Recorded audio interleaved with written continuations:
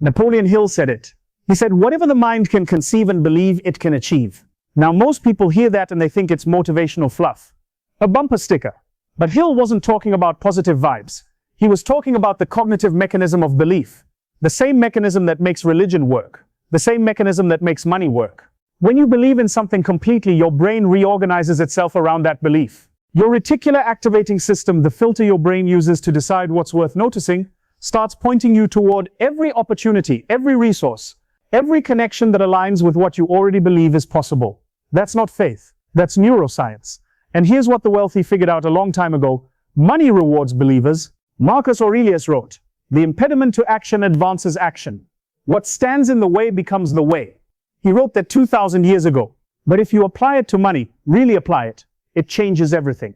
Because most people see a financial obstacle and retreat. The debt, the lack, the setback, and the brain reads it as a threat. The amygdala fires. You go into survival mode. You contract. But the people who've cracked the code on wealth, they've trained their minds to do the opposite. They see the obstacle and they move toward it. The constraint becomes the creative force. The lack becomes the fuel.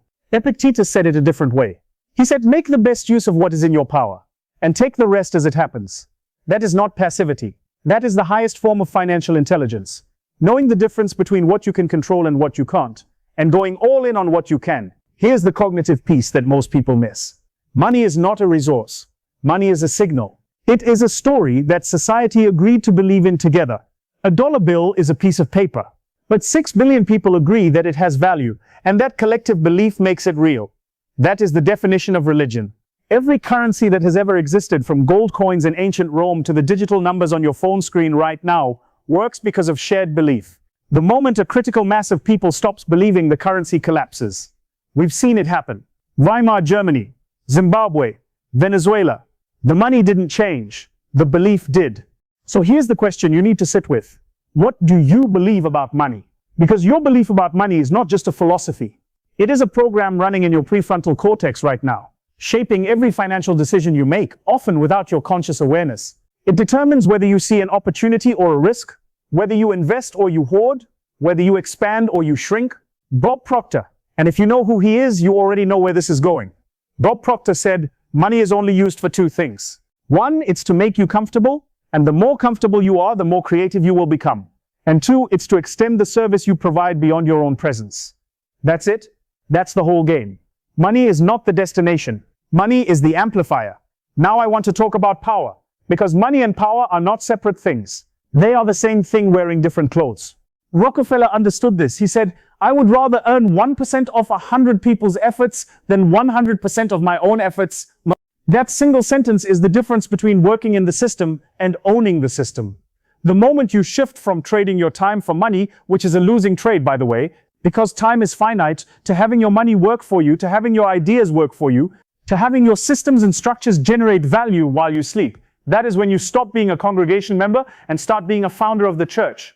And Marcus, I mean this. The brain is designed for this shift. The human prefrontal cortex is built for long-term thinking. It is built for strategy. It is built for delayed gratification and compound reasoning. But most people never activate that part of their brain around money because the emotional brain, the fear brain, the scarcity brain gets there first. The wealthy don't have a higher IQ.